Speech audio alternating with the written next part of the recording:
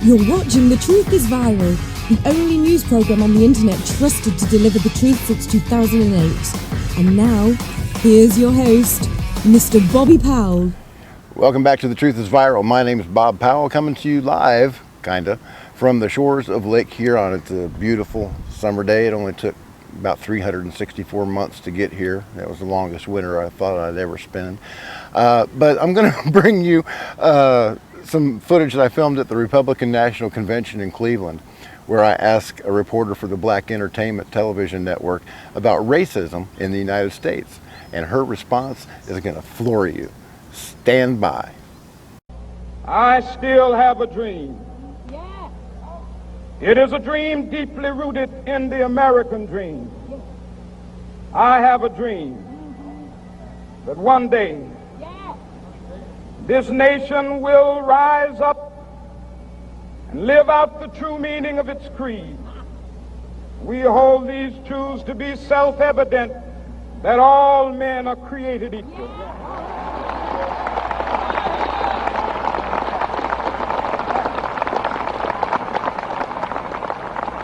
I have a dream that my 4 little children will one day live in a nation where they will not be judged by the color of their skin, but by the content of their character. I have a dream today.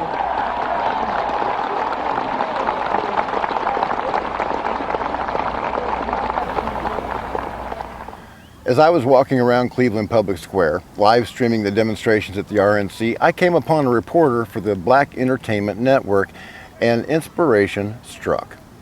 I asked her what she thought that black people would think about a network named the White Television Entertainment Network, and here is her response. While you're gathering your composure, can I ask you a question?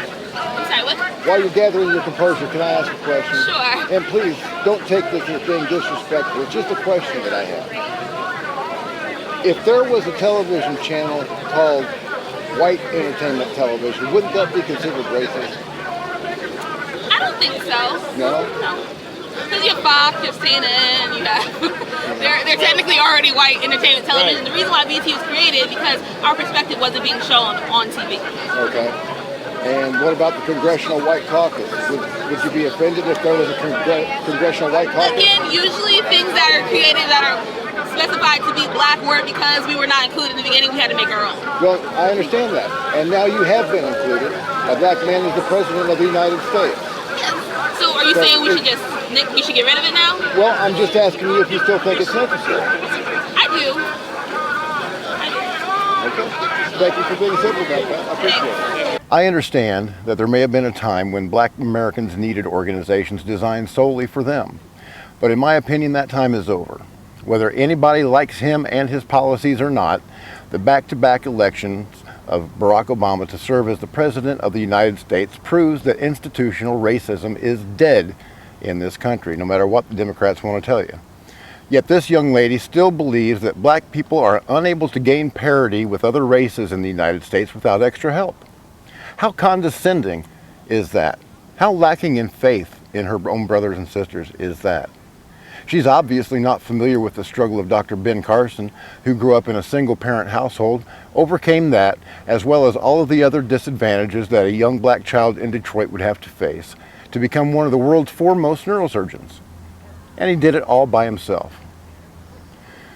The only way that we can come together as Americans is to quit compartmentalizing ourselves, asking for special treatment because we belong to one group or another.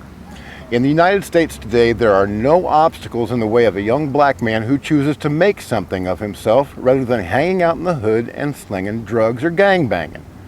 I went to college in Detroit on nothing but a Pell Grant that paid half of my tuition, and I worked and paid for the other half and my rent and utilities and all that by working as a part-time private investigator by day and DJ by night. The rare footage that you're watching now was taken at a club in South Florida, but I was entertaining in clubs on 8 Mile when Marshall Mathers was still in diapers. I worked my way through college, and I'm no better than anybody else who would choose to do the exact same thing.